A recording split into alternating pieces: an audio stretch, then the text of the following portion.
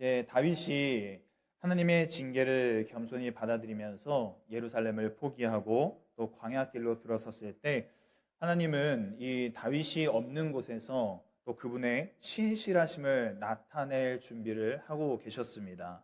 다윗이 광야로 떠난 후에 얼마 지나지 않아서 이제 반란군이죠. 압살롬의 그 군대가 예루살렘에 입성합니다. 이때 압살롬의 참모는 이 다윗의 신하였던 아히도벨이라는 굉장한 지략가가 이 압살롬 곁에 있었습니다. 많은 사람들이 그리고 압살롬이 그의 지혜로운 조언을 경청하고 또 귀담아 들었습니다. 한편 압살롬이 이제 예루살렘에 들어올 때 왕이여 만세 하면서 이 압살롬을 환영한 사람이 있었는데요. 그 사람은 이제 후세라는 사람입니다. 이 후세는 다윗의 충성스러운 신하이자 또 다윗의 친구였다라고 성경은 이야기하는데 이 사실을 압살롬도 알고 있었습니다. 그래서 압살롬이 궁금한 거예요. 이 다윗의 충성스러운 신하이자 친구인 후세가 나를 향해서 왕이여 만세하면서 환영하니까 이상하잖아요. 그러니까 물어봅니다. 너 왜 다윗한테 가지 않고 충성하지 않고 나한테 이렇게 하냐? 그러자 후세가 말합니다. 여호와와 백성이 선택한 자에게 충성하는 것이 옳습니다. 그렇게 말하면서 내가 지금까지 다윗을 섬겼듯이 앞으로는 이제 왕을 섬기겠노라고 그렇게 이야기합니다. 그런데 우리가 성경을 통해서 알 수 있듯이 후세는 사실 다윗이 보냈던 그런 스파이 역할을 하는 그런 사람이었죠. 다윗의 사람이었습니다.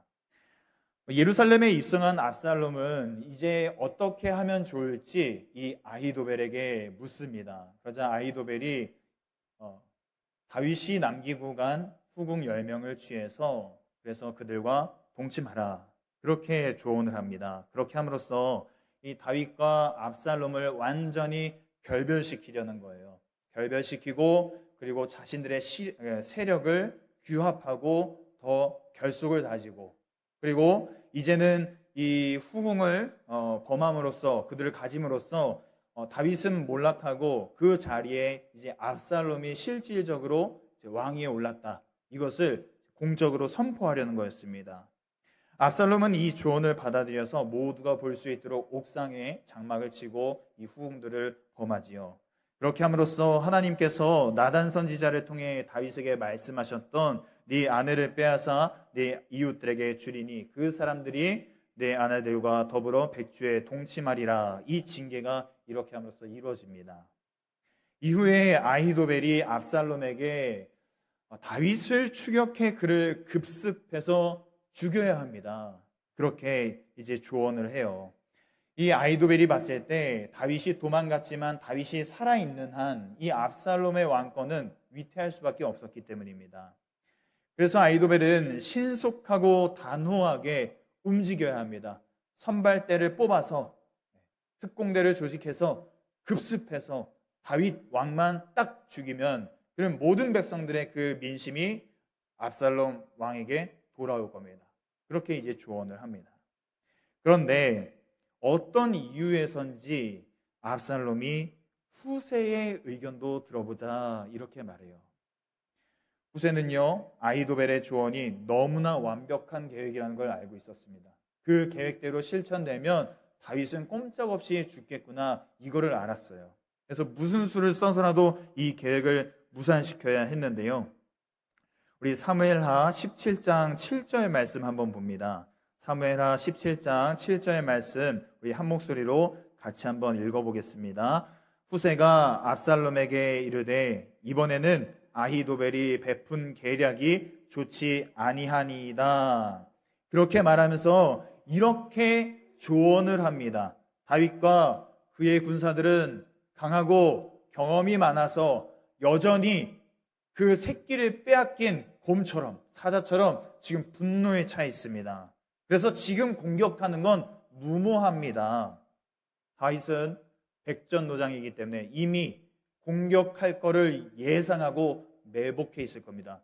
왕이시여, 만약에 매복하고 있는 그 다윗을 쳤다가 만약에 왕의 군대가 패배하면 어떻게 되겠습니까? 다윗이 역시 용사다. 다윗이 역시 힘이 있다. 압살롬의 군대가 패했다더라. 그 이야기가 퍼지면 왕의 군대의 사기가 떨어질 겁니다. 그러니까 군사를 선발해서 특공대를 조직해서 급습하는 게 아니라 모든 군대를 다 모아서 압도적인 병력차로 이겨야 합니다. 그리고 왕이 직접 군대를 이끌고 가셔야 되고 다윗만 죽일 게 아니라 모든 사람들을 다 죽여야 됩니다. 그래야 왕께서 왕권을 공고히 하실 수 있습니다. 이렇게 조언을 해요. 자, 여러분이 만약에 압살롬이라면 후세의 계략이 좋아 보이십니까? 아니면 압살롬의 계략이 좋아 보이십니까? 후세의 계략이 좋아 보이십니까? 아히도벨의 계략보다 후세의 계략이 더 좋아 보였던 거예요. 왜냐? 압살롬도 지금 마음 한켠에 뭔가 찜찜해요. 왜냐? 자기 아버지는 백전노장이거든요. 그런데 예루살렘을 순순히 포기하고 도망갔다? 뭔가 있다라고 생각하는 거예요. 순순히 도망칠 리 없는 용사인데 왜 그랬을까? 그런데 후세가 지금 그걸 정확하게 짚어서 얘기하는 겁니다. 그리고 또 한편에는 어떤 마음이 있었을까요? 왕으로서 내가 이제 예루살렘에 딱 들어왔는데 왕으로서 뭔가 위엄을 보여주고 싶은 거죠. 압도적인 모습을 보여주고 싶었어요.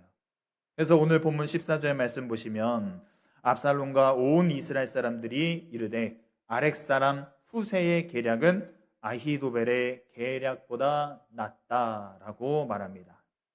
자, 여러분 이런 배경 속에서 이제 오늘 본문을 조금 더 자세히 살펴보겠습니다. 보시면은 아히도벨의 계략보다 낫다라고 이야기합니다. 그렇죠? 낫다라는 뜻의 히브리어는 토바인데요. 선하고 아름다워 보인다, 완전해 보인다 이런 뜻을 가지고 있어요. 압살롬과 백성들이 아히도벨의 계략을 들었을 때는요, 사람들의 이 반응이 토바까지는 아니었어요. 그럴 수 있겠네. 그러면서 이제 동의하는 수준이었는데 이 아렉 사람 후세의 계략을 들어보니까 토바인 거예요, 마음. 완전한 만족감이 이렇게 쫙 차오르는 겁니다. 그러면서 아히도벨의 계략보다 후세의 계략이 낫다 이렇게 추켜 세우는 거죠. 약간의 과장은 있었지만 다윗의 상황을 아주 논리적으로 잘 분석했고 또 이 압살롬과 함께한 사람들의 그 영웅심 그거를 잘 자극했던 거예요. 그러나 여러분 우리가 이 말씀을 저자의 의도 그러니까 성령의 의도를 파악해서 해석한다면 후세의 언변이 좋았다기보다 하나님께서 압살롬에게 벌을 내리시기로 작정하시고 압살롬과 온 백성의 마음을 움직이셨다. 이렇게 이해할 수 있습니다. 그러면 여러분 우리가 이렇게 이해한다면 하나님은 어떤 분이십니까? 그분의 뜻을 위해서 사람들의 마음을 주장하시는 분, 사람들의 마음을 움직이시는 분, 그렇게 우리가 이해할 수 있습니다. 더 놀라운 사실은 하나님이 누구의 마음까지 움직이십니까? 그 반란군의 수장 압살롬의 마음까지 움직이셨다는 거예요. 여러분 우리가 기도할 때 하나님의 간섭과 인도하심을 구하면서도 그 일과 관련된 사람들의 마음을 주장해 주시도록 기도하는 것을 종종 잊어버릴 때가 있습니다. 놓칠 때가 있어요. 당연히 그 사람의 마음은 움직이지 않을 거라고 내 마음속에 이미 단정 지은 채 내 생각에 가능할 법한 일들만 하나님께 구할 때가 있다라는 겁니다. 그러나 여러분 하나님은 그 정도의 하나님이 아니십니다. 할렐루야. 하나님은 그 정도의 분이 아니시죠.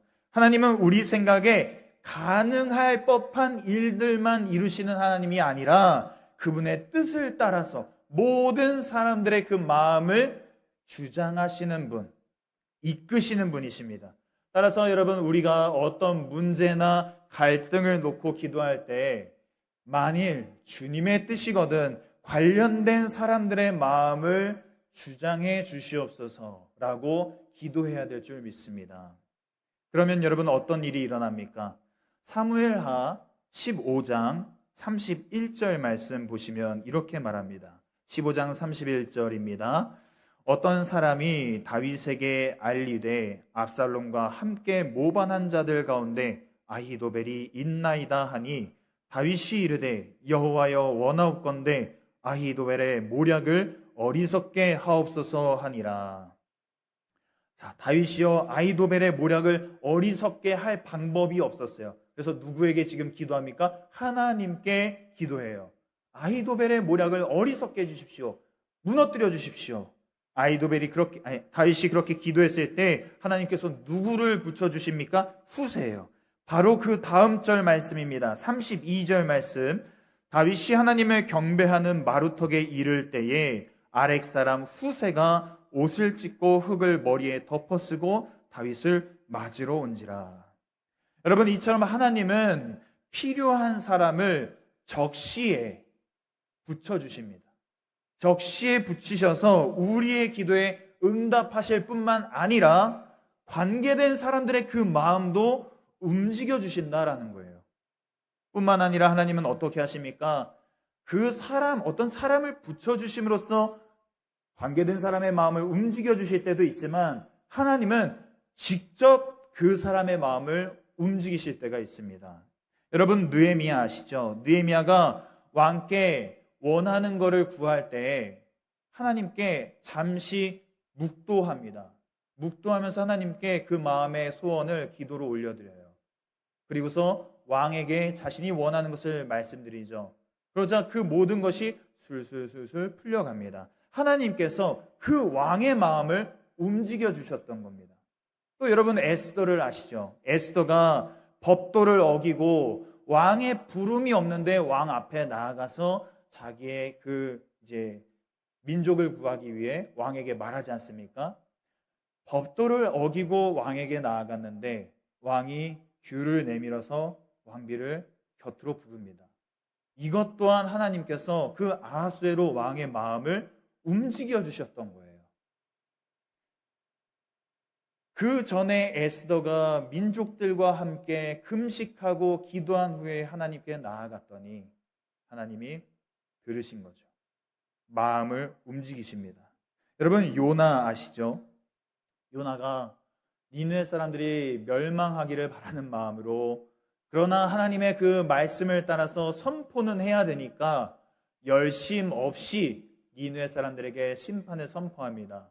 그런데 하나님이 어떻게 하시죠? 요나의 그것과 상관없이 니느웨의 왕부터 어린 아이에 이르기까지 모든 백성에게 그 마음을 주장하십니다. 주장하셔서 회개하는 마음을 부어주시지 않습니까? 그처럼 하나님은 절대 변하지 않을 것 같은 그 사람들의 마음도 주장하시고 움직이시고 역사하시는 분이신 줄 여러분 믿으시기를 바랍니다. 그래서 우리가 마음에 새겨야 할 것은요, 하나님은 그분의 뜻을 위해서 또 사랑하는 자녀들을 위해서 사람들의 마음을 움직이신다라는 거예요. 사람들의 마음을 움직이시는 분이라는 그 사실을 우리가 마음에 새기고 돌아가야 될 줄 믿습니다. 여러분, 그 사실을 믿는 믿음으로 우리는 어떻게 해야 될까요? 하나님이 내 마음을 아시니까 알아서 해주시겠지. 그게 아니죠. 하나님은 하나님의 일을 하시는 거예요. 하나님은 하나님의 일을 하셔서 그 사람의 마음을 움직이시는 거고, 우리는 우리의 일을 해야죠. 금식을 하든 또 기도로서 하나님 앞에 간구를 하든 그렇게 우리는 우리의 일을 함으로써 하늘에서 하나님이 들으시고 그 사람들의 마음을 움직이시도록, 주장하시도록, 그렇게 하나님은 하나님의 일, 우리는 우리의 일을 해야 합니다.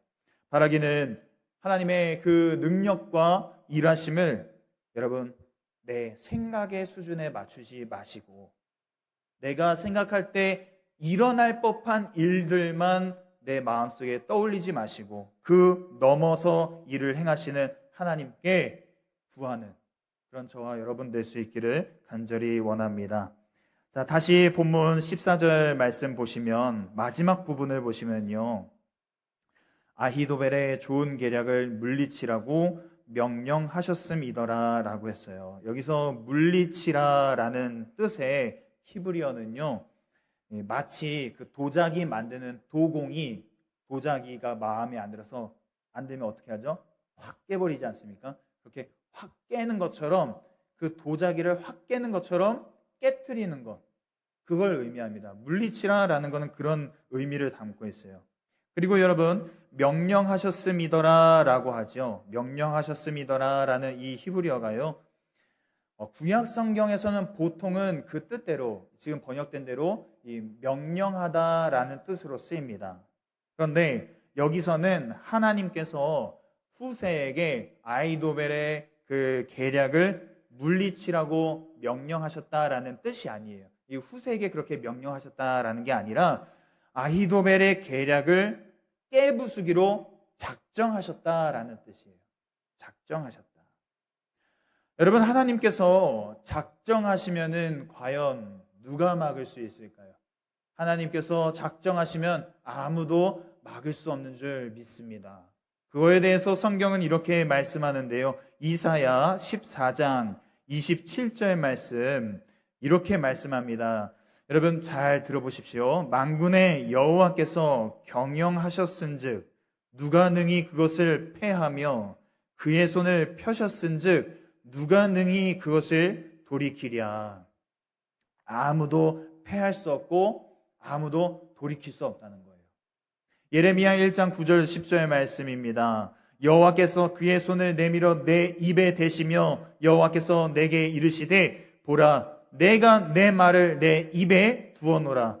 보라 내가 오늘 너를 여러 나라와 여러 왕국 위에 세워 네가 그것을 뽑고 파괴하며 파멸하고 넘어뜨리며 건설하고 심게 하였느니라 하시니라. 내가 내 말을 내 입에 두었으니 네가 하는 그 말을 통해서 나라들이 뽑히고 파괴되고 멸망하고 다시 세워지는 거 그렇게 될 거야. 내 말대로 내 뜻대로 그렇게 될 거야. 누가 감히 막을 수 있습니까? 누가 감히 그 하나님의 계획을 가로막을 수 있을까요? 아무도 못한다는 거예요. 여러분 아히도벨의 계략을요 성경은 좋은 계략이라고 합니다. 성경의 저자도 아히도벨의 계략이 좋은 계략인 걸 알았어요.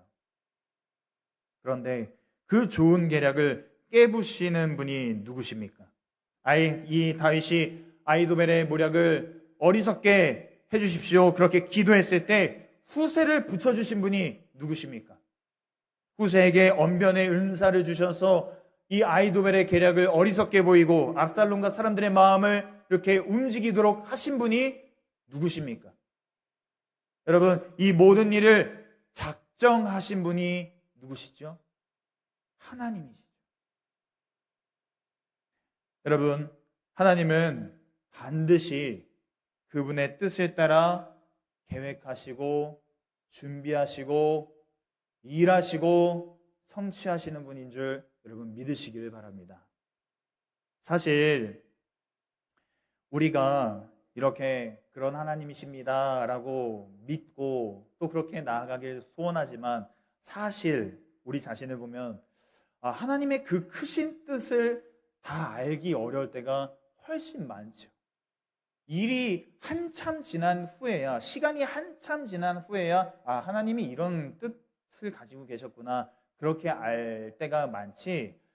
그 어떤 일을 당했을 때 어떤 문제와 갈등 앞에서 하나님이 어떤 뜻을 가지고 계신다 이렇게 고백하는 게 사실은 쉽지 않습니다. 하지만 여러분 다윗이 광야로 쫓겨 들어가는 자기의 형편에 초점을 맞추지 않고 하나님께서 긍휼히 나를 여겨주시고 일해 주실 거라는 그 믿음으로 바라봤던 것처럼 변한 건 없지만 하나님이 나를 긍휼히 여기시고 일해 주실 거라는 준비하고 계신다는 내 기도의 제목대로 아히도벨의 모략을 어리석게 하실 거라는 그 믿음을 가지고 하나님께 초점을 맞춘다면 그렇다면 일을 계획하시고 준비하시고 일을 행하시고 성취하시는 하나님을 만나볼 수 있다는 거예요. 그분을 기대할 수 있습니다. 여러분 엘리야 선지자는 저는 그 엘리야 선지자의 그 많은 행적이 있지 않습니까? 그런데 갈멜산에서 바알 선지자들을 물리쳤던 그 장면보다도 그 다음에 나오는 장면이 저는 그 장면이 참 좋습니다.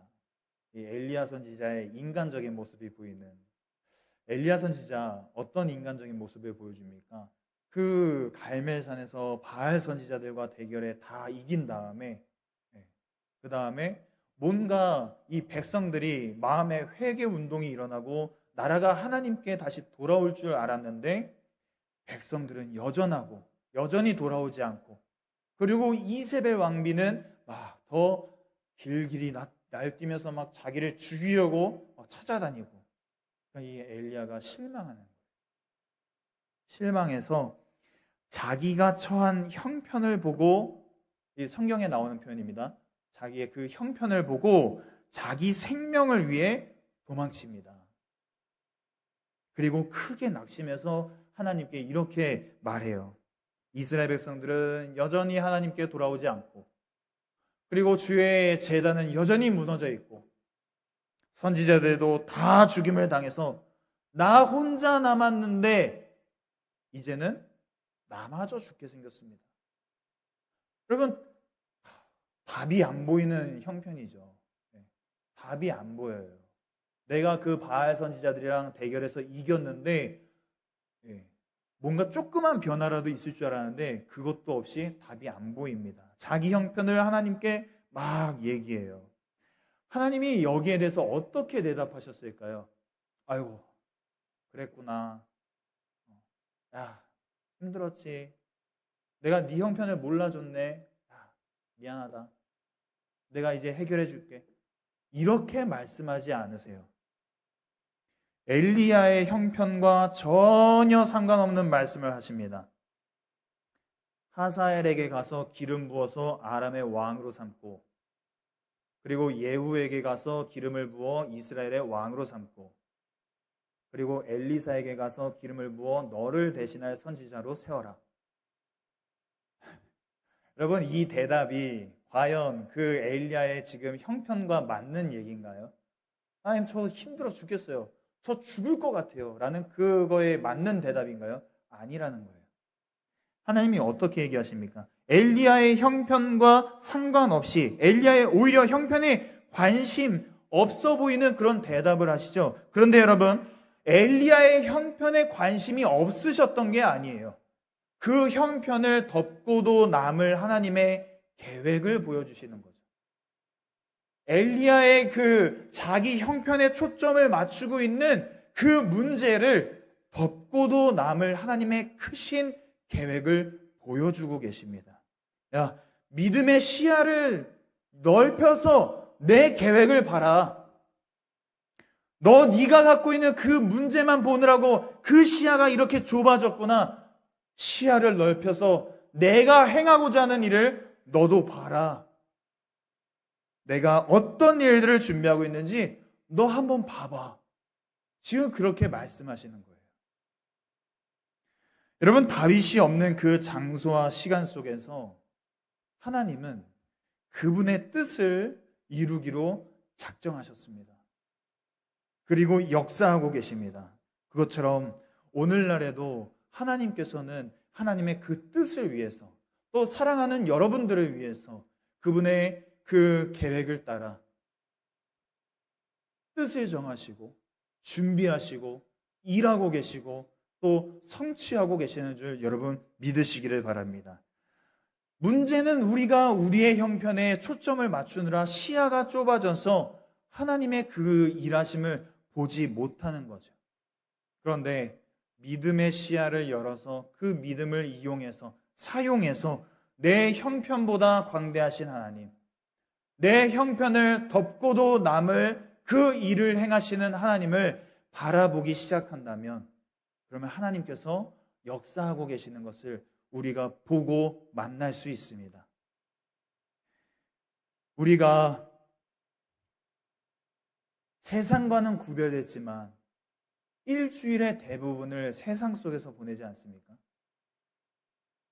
그렇게 살아갈 수밖에 없는 우리의 삶 가운데 내 형편보다 크신 하나님, 일을 계획하시고 준비하시고 이루시고 또 성취하시는 그 하나님을 여러분 신뢰하시고요. 광야 같은 그 형편 중에 있다 할지라도, 광야 같은 문제와 갈등을 마주했다 할지라도 여러분 그렇게 일하시는 하나님을 바라보시면서 힘있게 나아가시기를 간절히 바랍니다. 우리 이 시간에 그렇게 역사하시는 하나님을 의지하면서 함께 기도하기를 바랍니다. 함께 기도하실 때에 여러분 눈을 감으시고 여러분의 기도의 제목, 여러분 기도 제목을 한번 떠올려 보십시오. 그 기도 제목을 가지고 기도하실 때 내 생각에 가능할 법한 일들만 하나님께 구하고 있지는 않았는지, 그리고 내 생각보다 광대하신 하나님, 내가 측량할 수 없는 하나님, 내 생각 이상의 일들을 행하시는 하나님을 이 시간 여러분 신뢰하시면서 나아가십시오. 신뢰하시면서 다시 그 기도 제목을 올려드리십시오. 그러면서 사람의 마음을 움직이시고 상황을 주장하시는 하나님, 역사해 주옵소서.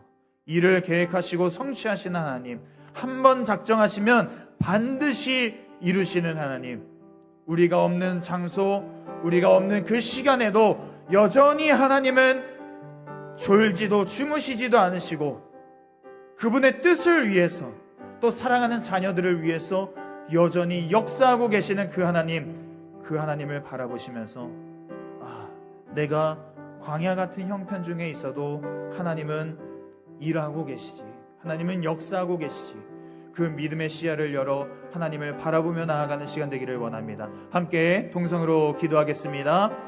하나님 감사합니다. 하나님 은혜 가운데 오늘 이 시간도 주님의 말씀을 붙잡고 함께 기도하며 나아갑니다. 하나님, 우리의 기도 제목을 주님 앞에 올려드릴 때에 하나님, 내 생각에 가능할 법한 일들만 하나님께 구하고 있지는 않았는지 그것을 다시 한번 돌아보면서 하나님, 내 생각보다 광대하신 하나님을 바라봅니다. 내 생각 이상으로 역사하시는 그 하나님을 신뢰하며 나아갑니다. 하나님, 사람의 마음을 움직이시는 하나님, 절대 그 마음이 움직일 것 같지 않은 그 사람의 마음까지도 주장하시고 하나님의 뜻을 위해 일하고 계시는 그 하나님, 우리가 신뢰하며 나아갑니다. 우리의 삶에 역사해 주시옵소서. 우리의 기도 제목 가운데 역사해 주시옵소서. 주님, 계획하시고 준비하시고 일하시고 성취하여 주시옵소서. 하나님, 일을 계획하시고 성취하시는 그 하나님, 한번 작정하시면 반드시 이루시는 하나님, 우리가 없는 그 장소, 없는 시간에도 졸지도 주무시지도 않으시고 하나님의 그 뜻을 위해서, 또 사랑하는 우리 자녀들을 위해서 열심히 하나님의 그 일을 행하고 계시는데, 하나님, 우리가 그 하나님을 바라볼 수 있도록 믿음의 시야를 열어 주시옵소서. 믿음의 눈을 들어 주님을 바라보게 하여 주시옵소서. 그렇게 하나님을 바라볼 때에 하나님, 내가 마주한 그 문제와 갈등, 하나님 아무것도 아니었던 것을 깨닫게 하여 주시고, 그 문제와 갈등과 광야 같은 형편을 덮고도 남는 그 권대하신 하나님으로 인하여서 하나님, 오늘도 내일도 앞으로 계속해서 주님 기쁨과 감사와 또 하나님 새 힘 가운데, 주님이 주시는 새 힘 가운데 나아가는 우리 모두 될 수 있도록 은혜 베풀어 주시옵소서. 하나님 감사합니다.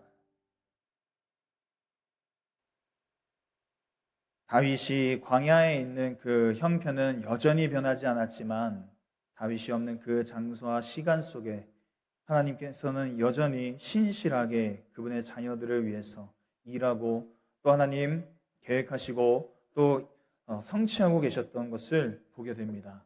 하나님, 그런데 우리가 그 시야를 좁게 해서 내 문제만 바라보느라 그렇게 광대하신 하나님을 놓치고 있지는 않았는지 오늘 이 시간 다시 한번 마음을 되돌아보며 우리가 이제 세상 가운데서 나아가 살 때에 여전히 우리에게는 광야 같은 형편이 기다리고 있고 또 여러 가지 문제와 갈등이 오겠지만 오늘 말씀 붙잡고 새 힘 가지고 나아갈 수 있도록 도와주시옵소서. 광대하신 하나님을 붙잡고 나아가게 하여 주옵소서. 우리가 생각한 것 그 이상으로 계획하시고 이를 성취하시는 그 하나님을 붙잡고 나아가도록 인도해 주시옵소서. 그래서 하나님,